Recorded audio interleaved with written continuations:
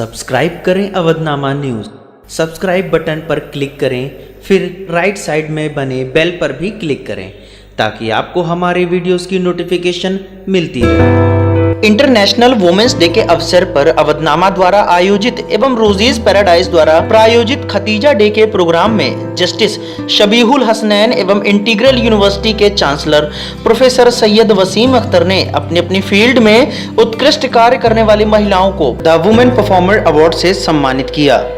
Farha Anwar, she has 6 years experience as an anchor in multiple shows for Doordarshan Lucknow and is currently working as an anchor in live morning show Suprabhatam for DD-UP.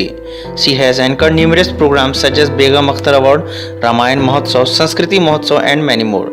She has also anchored a program on International Men's Day which was honored by the presence of Governor of West Bengal. She has been awarded and appreciated by Srimati Menka Gandhi, Union Cabinet Minister for Women and Child Development for excellence in the field of art and culture.